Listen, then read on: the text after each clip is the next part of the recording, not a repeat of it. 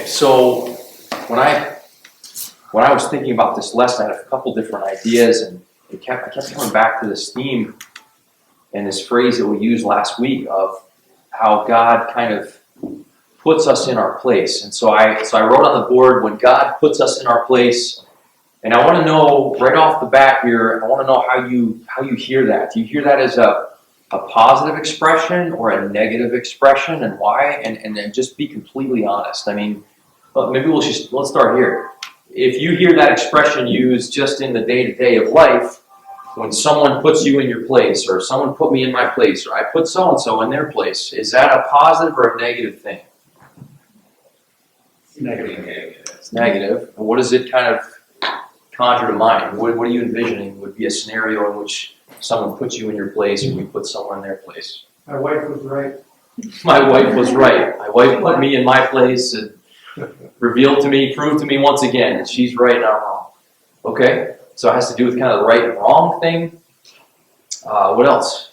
I think children, the idea of that they can be wiser than us, we need to remind them that maybe that's not so. Put them in their place. Mom and Dad are up here. We see a little more clearly. You're down here.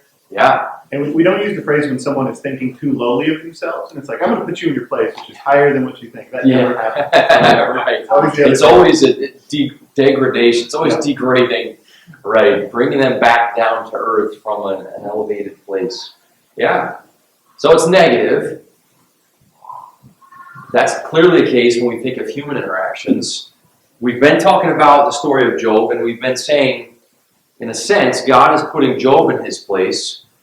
And that too can seem very negative. And what are some of the obvious reasons that can seem negative with the story of Job?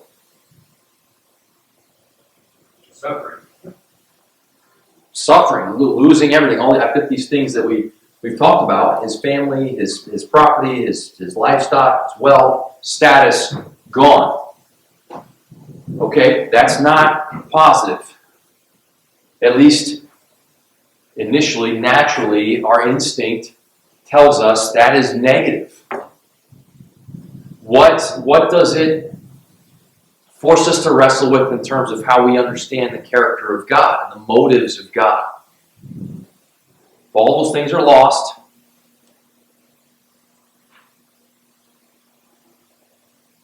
how do we tend to view God's motive behind that?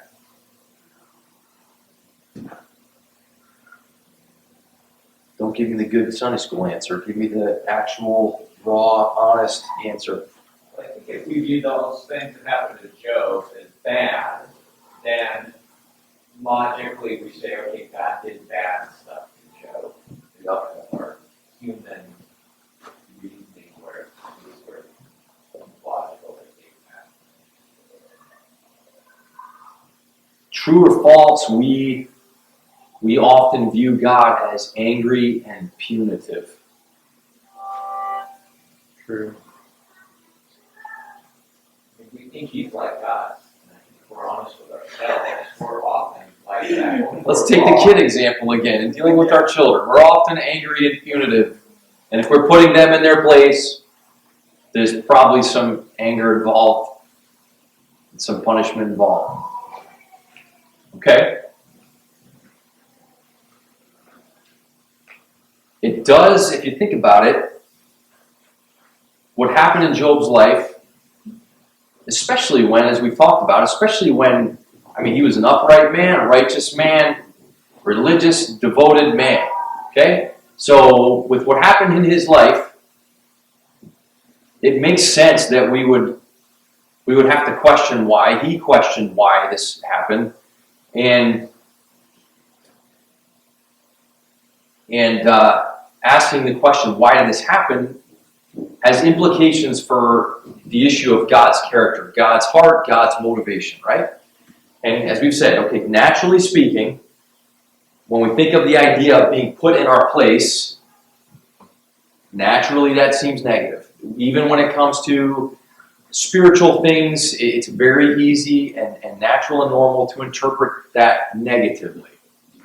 What we've been learning along the way, from the very beginning, when Don started this series months ago, what we've been learning along the way is there's a lot here to see about God's character, and there's an opportunity to come to understand Him with greater clarity and consistency. Amanda, would you mind shutting those doors in the back for me? Thanks. Okay, so let's look at Job. Let's see, let's start in verse 21 of chapter 1. Okay, so after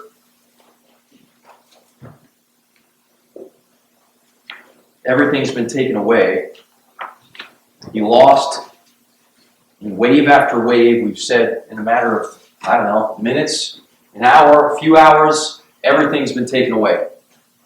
And that includes his livestock, his servants, his property has been destroyed, some of it, or stolen, and then his children, all 10 of his children gone, so loss after loss after loss.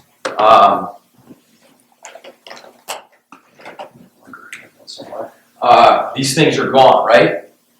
Okay, so the end of chapter 1, the last verse there, actually the last 2 verses. Can someone read verse 21 and 22 of Job 1? And he said, naked I came from my mother's womb, and naked shall I return. The Lord gave, and the Lord has taken away. Blessed be the name of the Lord.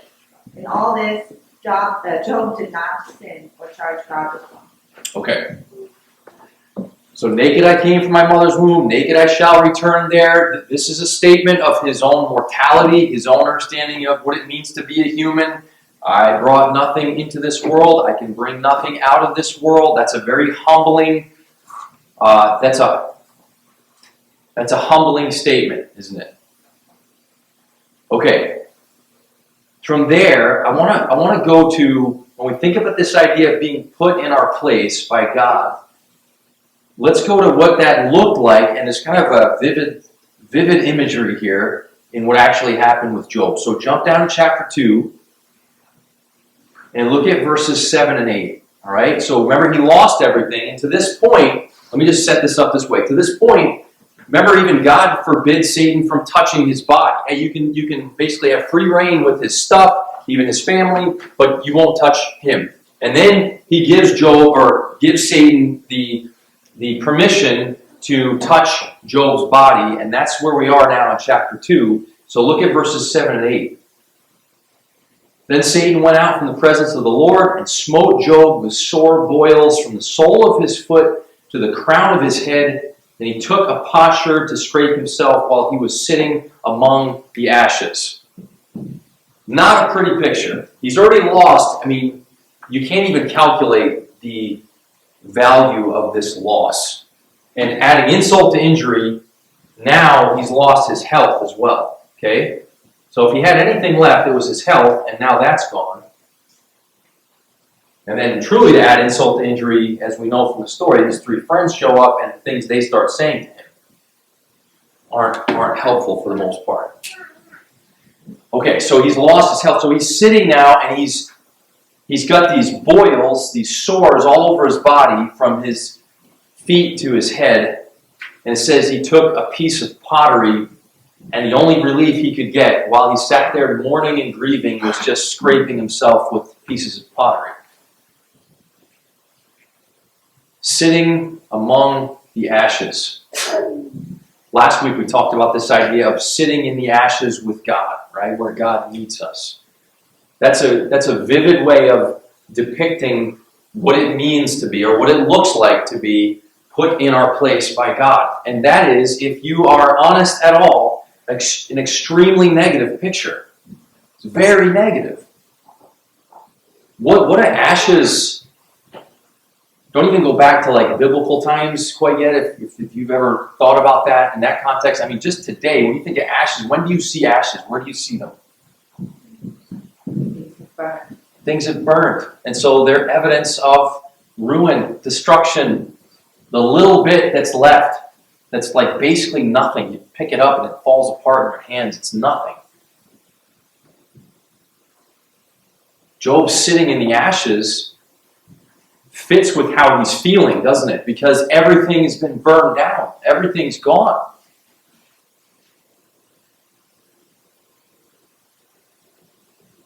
And it's important that we just not blow by that and allow ourselves to think about what that looks like, what that means. Jump ahead to verses 11 through 13. Here come his friends. Now when Job's 3 friends heard of all this adversity that had come upon him, they came, each one of them, from his own place. Eliphaz the Temanite, Bildad the Shuhite, and Zophar the Naamathite. And they made an appointment together to come to sympathize with him and comfort him. When they lifted up their eyes at a distance and did not recognize him, they raised their voices and wept, and each of them tore his robe, and they threw dust over their heads toward the sky. And then they sat down on the ground with him for 7 days and 7 nights, with no one speaking a word to him, for they saw that his pain was very great. So there's some similarity here, even in their experience in sympathizing with Job. They threw dust over their heads. So he's sitting in the ashes, they're throwing dust over their heads.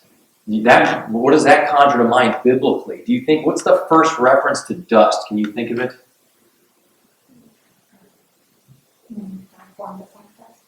Yeah, Genesis. God created us from the dust, didn't he? And there's a reference in Genesis and again in Ecclesiastes saying that from dust we came and to dust we shall what? Return. So here's Job, his 3 friends, sitting in the ashes together. They're throwing dust, and maybe it's the ashes, it's hard to know, but whatever. It's not a pretty picture. Even sitting on the ground, what does that tell you? The fact that Job is sitting on the ground and that they join him sitting on the ground, what is that? Does that mean anything? What does it mean on just a human level? He's spent. He's spent, nothing's left, everything's gone. He's spent, taxed of even strength, energy.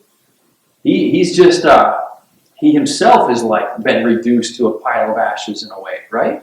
He sees himself among the ashes as if that's where he fits. And I don't want you to raise your hand or, but think about, have you ever felt anything like that? Maybe not even to that degree, but just have you ever had a time where you're just on the ground, physically, literally on the ground because of something? Something has happened, you got some really bad news, you've been rocked by something, and you're just sapped of any strength. Assuming that you have, or you've had at least some taste of this sort of thing, to whatever degree, again, I ask you, is that a positive or a negative?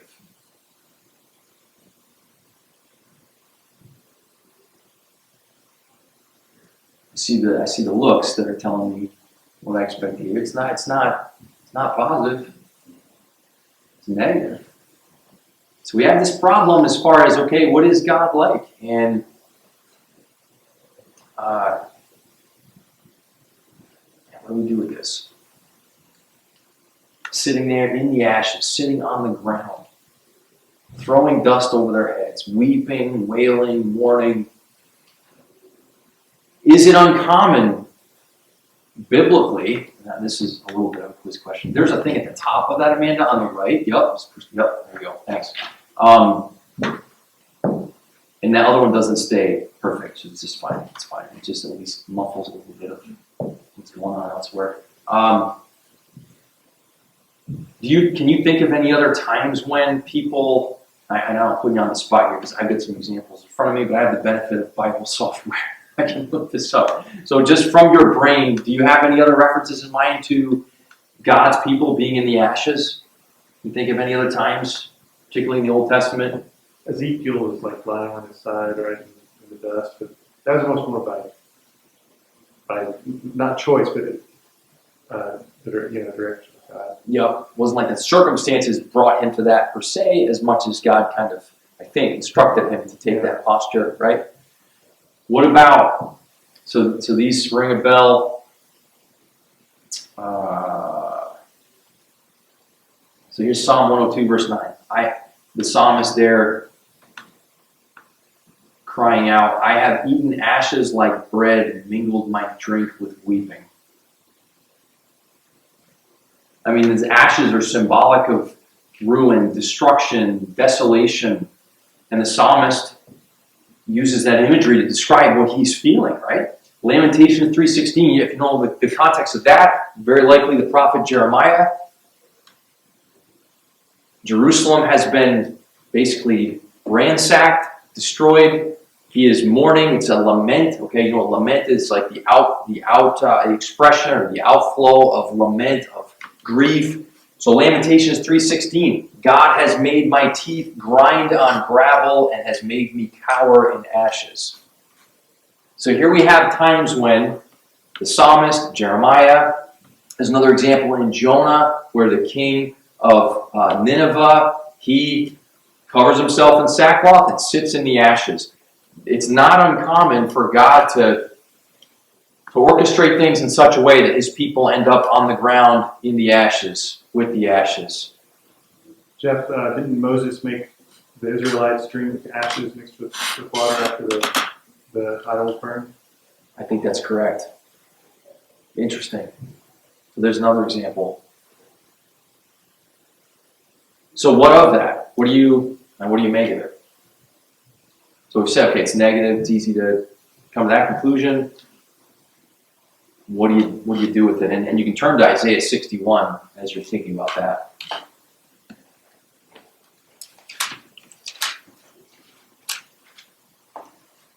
Let's say the prospect of anything that would bring you to that place in the future, of being on the ground without strength, grieving, mourning, loss. Talk to me.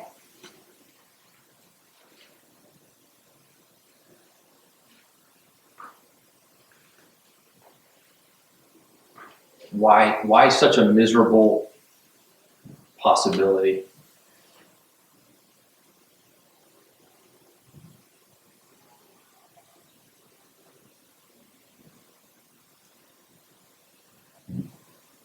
I mean, it's as simple as we want life to go well, right? We want to be comfortable.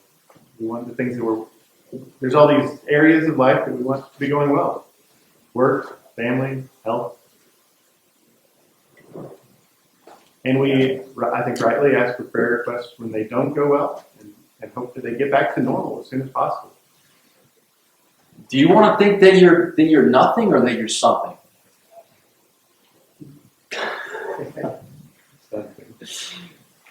Something. Do you want to think that you have nothing or that you have something? Something. I'll answer for you. It's very quiet this morning. I know this is a really chipper topic. It's really difficult. But there's something really profound and actually healing here if we can just endure it. Okay? And if we can allow God to teach us, tutor us through this. Okay? So Isaiah 61. This is, I'm sure this part will be familiar to you, even though the context might not be. And let me say something about the context first. So Isaiah, his prophecy comes when there's different prophecies throughout this book. So the book of Isaiah, 66 chapters, same as the number of books in the Bible, and there are different prophecies Isaiah gave which were recorded. So he gave these prophecies at different times. So it's not in a strict chronological order. Okay, it's not a historical chronological type of record. What was happening though in that time was the Assyrians came in. They had taken the northern kingdom captive, so the Israelites were in exile. They were threatening bearing down on the southern kingdom as well. So God's people are either in exile or they're going to be in exile. And here come all these prophecies about that devastation, about the destructive nature of all that's going on with God's people. And you can imagine if you're those people at that time, you are wrestling with it in the very same way Job is wrestling individually with what's happening in his family. This is affecting not only your family, but your whole nation. It was a big deal, okay? And so in this prophecy here in chapter 61, there is this forward look to God and his redemption, to what God is up to. And it says, the Spirit of the Lord God is upon me. Starting again in verse 1, because the Lord has anointed me to bring good news to the afflicted. He has sent me to bind up the brokenhearted, to proclaim liberty to captives and freedom to prisoners. What does that verse make you think of? Does that sound familiar to you? do you hear that again? Sermon on the Mount.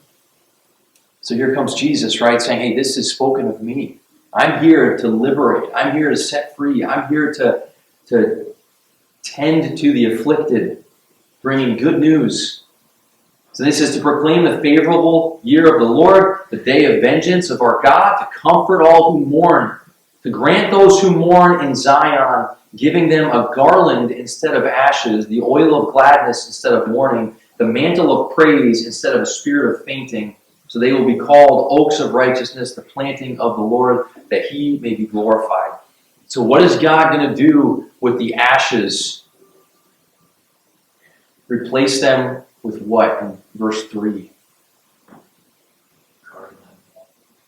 And depending on, anyone have any other translations of that? What other translations do you have? Anyone have a King James in here right now? There's no Greg, there's no Sydney. They usually have King James. But you may know. Garment of praise. Okay, garment of praise. It's an honor, and the King James translates this beauty for ashes. Maybe you've heard that. I think some songs have those lyrics. So God's going to replace the ashes with beauty, but before there's beauty, there are ashes, right? Again, this is not uncommon. This isn't unfamiliar territory for God's people. This is where God meets us.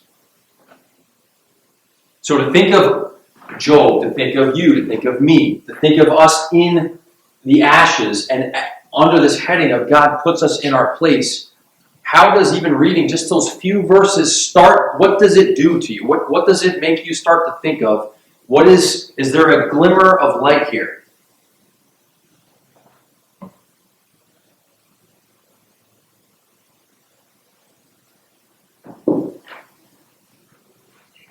Yes, there's a glimmer of light, and it's the surrender to Christ. We have many opportunities in our life to do that, like every day. And it takes us oftentimes we get beat down to the ashes, the lowest point. And the only thing we can see, we really can't see ourselves because we've followed it up all along the way. The only thing we can see is the truth of the surrender to Christ. And what is his motive and what is his plan? Is his plan to leave you there? No. Plans to make all things new. His plan is resurrection, right? Where's that verse? Yep. Humble yourself under the mighty hand of God that may exalt you in due time. Yeah. So let's read the rest of this and talk more about that. Okay. So it says verse 4. And for those who just walked in here, I'm in Isaiah 61 right now. So verse 4, then they will rebuild the ancient ruins, raise up the former devastations, repair the ruined cities, the desolations of many generations. So this went on and on and on. Strangers will stand and pasture your flocks, and foreigners will be your farmers and your vine dressers. You will be called the priests of the Lord. You will be spoken of as ministers of our God. You will eat the wealth of nations, and in their riches you will boast. Instead of your shame, you will have a double portion. Instead of humiliation, they will shout for joy over their portion. Therefore, they will possess a double portion in their land. Everlasting joy will be theirs. For I, the Lord, love justice. I hate robbery and the burnt offering, and I will faithfully give them their recompense and make an everlasting covenant with them. Then their offspring will be known among the nations, and their descendants in the midst of the peoples. All who see them will recognize them, because they are the offspring whom the Lord has blessed. I will rejoice greatly in the Lord. My soul will exult in my God, for he has clothed me with garments of salvation. He has wrapped me with a robe of righteousness, as a bridegroom decks himself with a garland, and as a bride adorns herself with jewels. For as the earth brings forth its sprouts, and as gardens cause the things sown in them to spring up, so the Lord will cause righteousness and praise to spring up before all nations.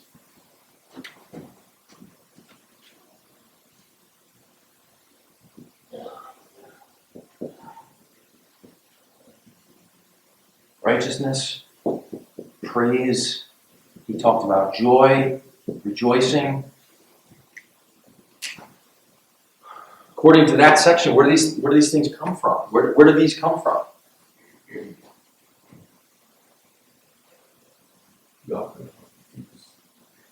Well, how does he make it obvious? How do the ashes make that obvious?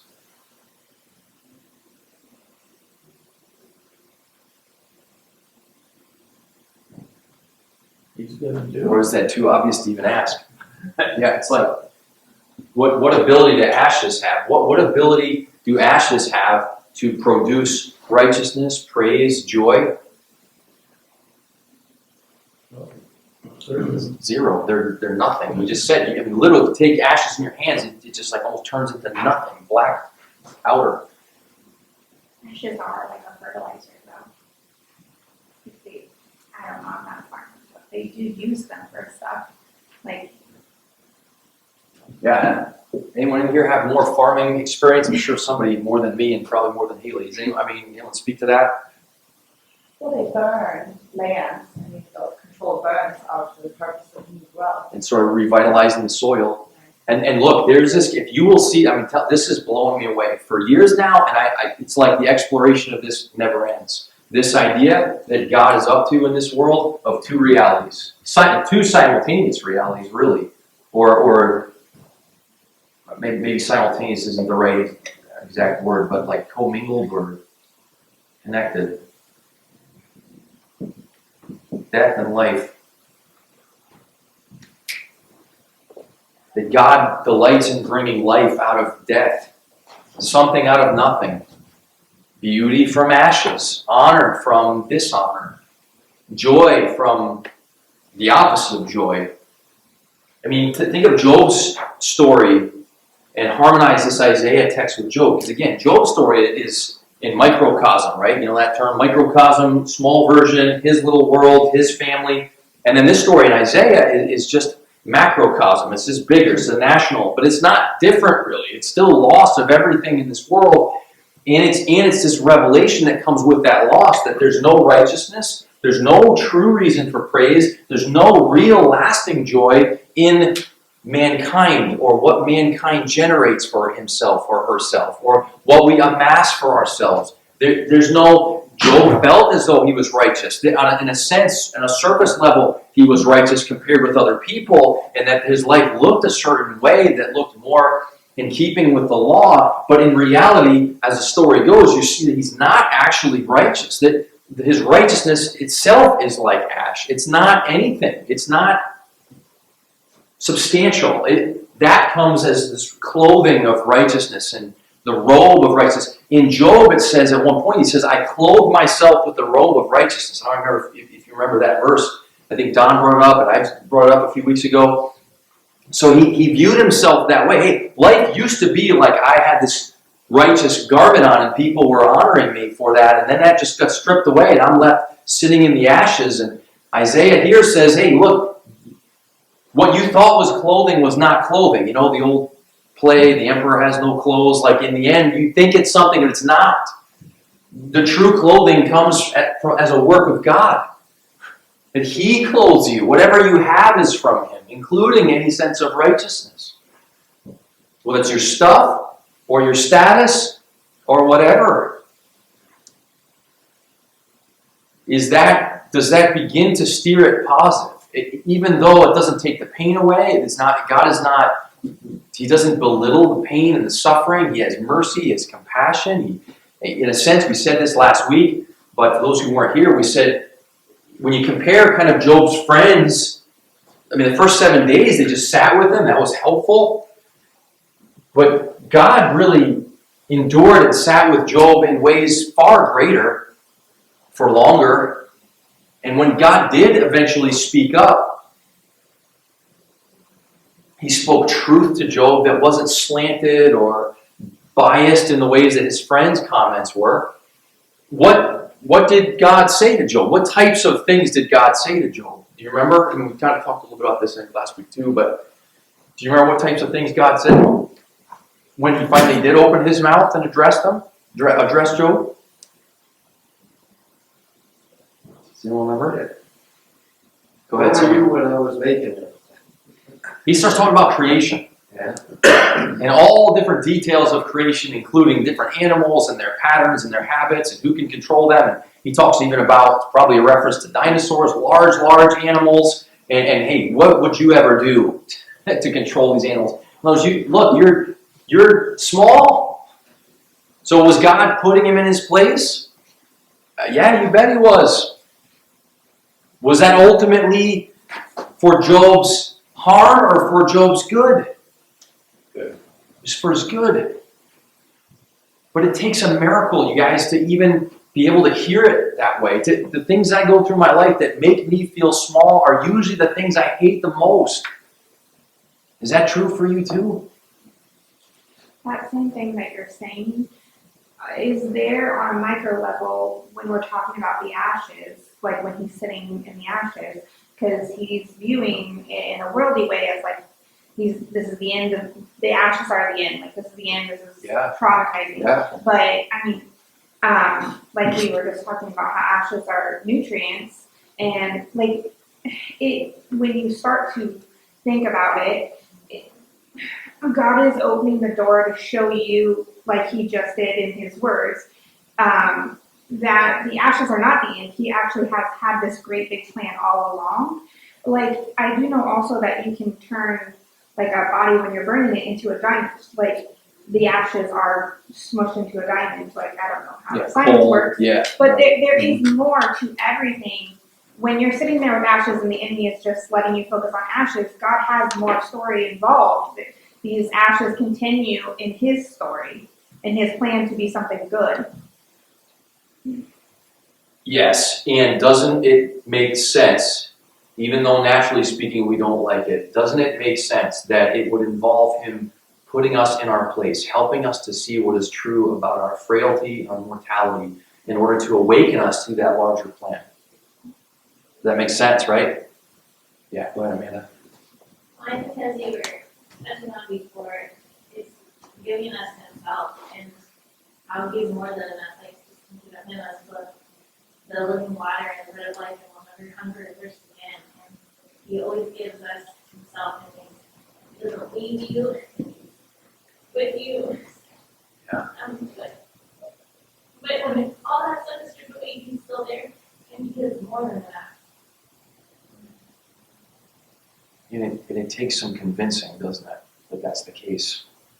And things I've been through in my life, people I meet with, and things I've observed, some of the most encouraging things I've observed, guys, from a counseling standpoint, and I know Don would say the same thing in his experience, and probably you've either experienced or seen this, when something, and I've seen it in marriages, when something is on the level of just its ashes, and no matter what either of the two parties have tried to do to try to make that thing live, and it just is not happening. Flatlined. Dead. And then the humiliation of that, and the grief of that, and the loss and the chaos of that, all of a sudden there's some softening. There's a different perspective, a different outlook. There's some gratitude that wasn't there previously. There's a little grace that wasn't there previously. More understanding maybe for the other person. There's no formula here, but if God is the same yesterday and today and forever, then we can be sure that he's up to the same thing. He is teaching all of us what in and of ourselves we have, which is really nothing when it comes to outcomes that matter. So I have this mantra, I may mention in the sermon later because it relates to the sermon. As always, these things always harmonize. But, hard work in the natural world, hard work in the natural realm, and rest in the spiritual. When it comes to things that matter the most, life, true life, not just physical life, but love, joy, peace, and righteousness, and all these things, what God has been conveying from the very beginning till today, all these thousands of years later, is that he's the source of life. He is life. The day you eat that fruit, Adam and Eve, you will surely die. You're going to decompose. You're going to decay. You're going to turn to dust. From dust you came, to dust you'll return. Right? And here's what I was talking with Cameron and Rebecca before class, and I've talked to almost all of you about this at some point. But, things happening in our society, the cultural conversation today. What I've been hearing recently as I've thought through that too much is the lie of Satan, when you remember when Satan's talking to Adam and Eve, may have been just Eve at that point, I think it was just Eve, and he's asking her, hey, what's the deal with the tree? And she's like, well, he said, you shouldn't eat it nor touch it, lest you die. And then Satan says to her, what? You will what? You will surely not die.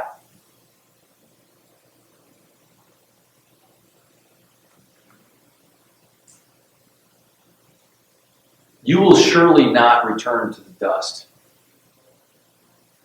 You will surely not be nothing, Eve. You will surely not ever be at a place where you have nothing, Eve. And really, the same lie reverberates throughout human history. And then you have Jesus who says, even though you will die, you will live again, you will die. God said you'll die. You'll die. I'm going to die. Whether COVID or something else, it's going to happen. It's going to happen to all of us. And it's a horrible, hard reality. But it's truth. And there is liberation and freedom and hope in accepting that. And so this whole putting us in our place, we resist it. But there's this the gracious invitation to accept it. And even God wrestling with Job all the way through it, he comes to the end, he's like, Job, just listen to me. And then Job finally comes to this like epiphany and says, whoa, I'm shut my mouth, God, I'm all ears. You speak, you're truthful. Your words are life to me. And I think about what happens with the different narratives today. It's like people I talk to, people Jill's talked to in the community, where there's no satisfaction with even a reduced risk when it comes to COVID. I mean, if we look at everything in life this way, I was saying to Cameron Rebecca this morning, listen, there are ways I could make you safer. Starting with, don't ever leave your house. Don't ever drive in a vehicle. Don't ever swim in a lake or a pool. Don't put your kid in a bathtub, because lots of kids die in drowning accidents in their houses every year. There are all sorts of other diseases. Heart disease kills about the same, and I think roughly statistically more people per year than COVID killed in 2020. And there are lots of things that we do and eat and so on and so forth that we know are linked with heart disease. So stop doing all of that. Does life sound exciting yet? And somewhere deep down, this obsession with preserving and prolonging life is a denial. It's a belief of Satan's lie. And we say, oh, you're surely not going to die. Oh, you're going to die. And God loves you enough to tell you the truth. And if you can accept the fact that you're going to die, you might actually be able to live for a little while. That's what, in clear moments, when I'm not all caught up in the political side of it, it literally is grievous to me that all these people are just suffering in a hell of their own making because they can't just accept that life has risk. And we all have to make decisions and obviously not be foolish and stupid and wear your seatbelt, okay? If you know people are sick, then stay away from them within reason. But look, you want to be saved from this thing? Don't ever relate to anybody ever again. Don't ever hug anybody ever again. Don't ever get within, I don't know, let's say 10 feet, or whatever, pick whatever the arbitrary metric is, 3 feet, I think it's now down to, whatever it is. So, it's sad, but it's really like the same basic teaching God's been saying from the beginning. And so when we think of being put in our place, we started this conversation by saying, just even if I just left them on the board, you didn't see anything else, just looked at that, right away, it just feels, I don't like the way that feels. And that says more about me and my interpretation than it says about the truthfulness of the statement, because the statement is true, and it's, in a way, it's an incomplete true statement. I mean, he does that. He has a variety of ways by which he does that. We are all experiencing, to varying degrees, that happening in our lives, where we are being put in our place. And that is not ultimately to harm us. As we saw in Isaiah, as you see in Job's story, there's the restoration. That's why at the end of Job's story, what happened? So God conveys to him, hey, where were you when I made all these things? I'm God, you are not. I'm the king, you are not. I'm the one who rescues you. You can't save yourself. I save you. And then what does God do in Job's life? What happens? After he's learned his lesson, so to speak. He stores it. He gets all the stuff back. Not the same kids, but he gets more kids, and his family grows, and he has stuff again. So it's not that God is against us having any pleasure in stuff or whatever. It's like there's something deeper going on. There's a lesson to learn here that has to do with my natural way of thinking, my natural deceptive thoughts, my tendency to believe lies, my overestimation of myself and my stuff, my prideful demand to not be put in my place. I'm happy to put other people in their place. I'd rather not be put in my place. Whatever that is, God is up to something there in each of our lives and is offering us all the while himself. That picture, and we're talking about in the Galatians sermon as well, but the harmony of that, the symmetry of that biblically is awesome. Where did Jesus, in the New Testament, where does he meet people most often? But in the ashes, so to speak. The prostitutes, the tax collectors, even certain Pharisees, right, who were bankrupt in some ways. Blessed are the poor in spirit, right? Those who have nothing. You see that theme consistently throughout? Okay. That was a mouthful. So, what do you think? Do you think any differently about that expression?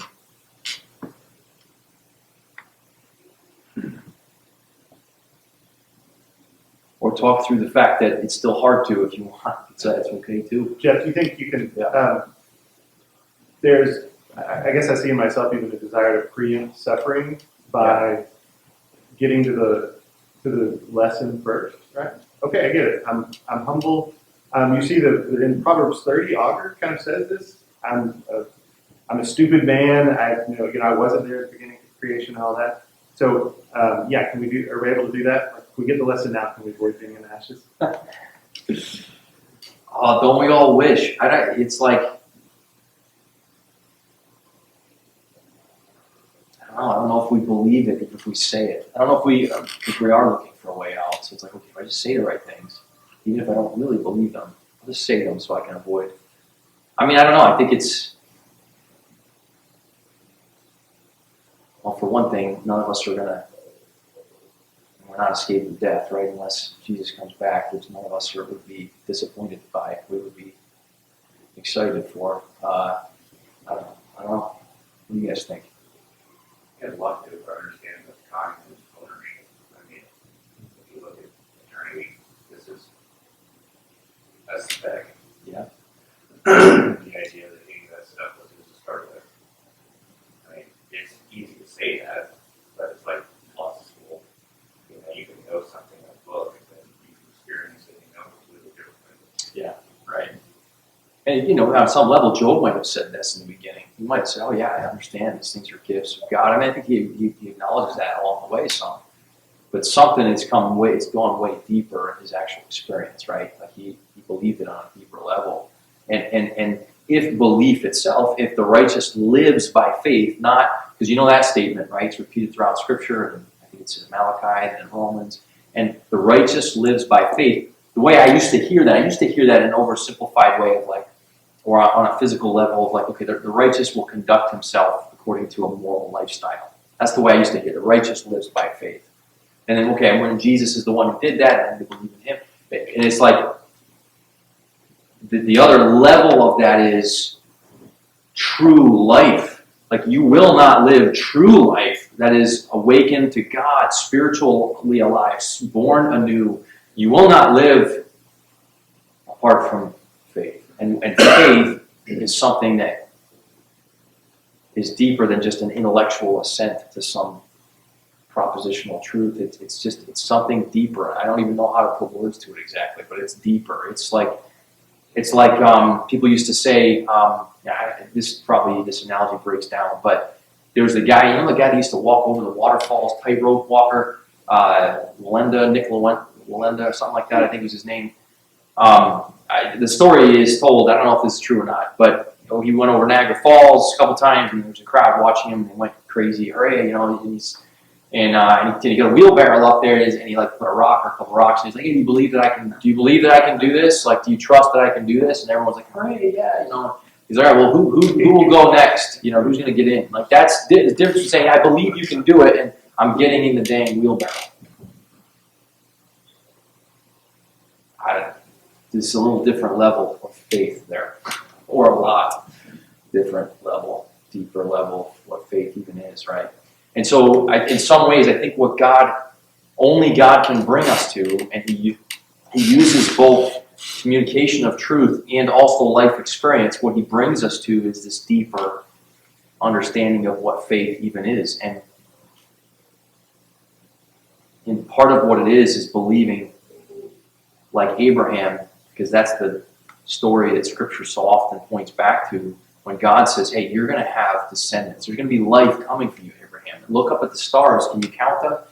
And Abraham saying, I can't. There's no way that's going to happen. And we're going to actually look at that in the sermon as well because of what Paul says in Galatians. But it's just believing God for life from nothing, from ashes, from death, it's Jesus' his life, and He's resurrection hope, and He's God's communication. He's the living Word who tells me this is what your life is about. This is what you're made for. This is how you live eternally. It's the only way. Any other thoughts, questions, reflections, outbursts of any kind? Pulse, evidence of a pulse. Restoration is something to look forward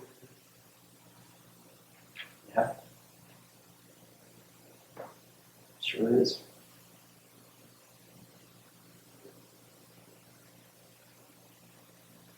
Resurrection hope. Anything else? Jack, you've been quiet back there. No? Mr. Marshall.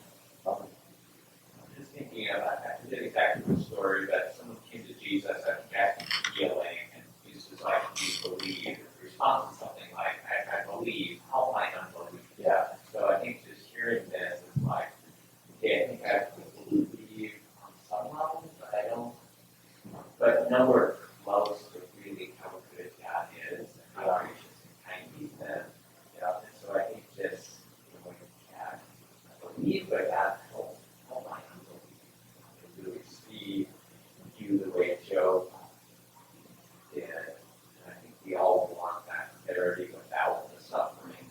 Yeah, much to asking if God would give us that clarity and show us Himself.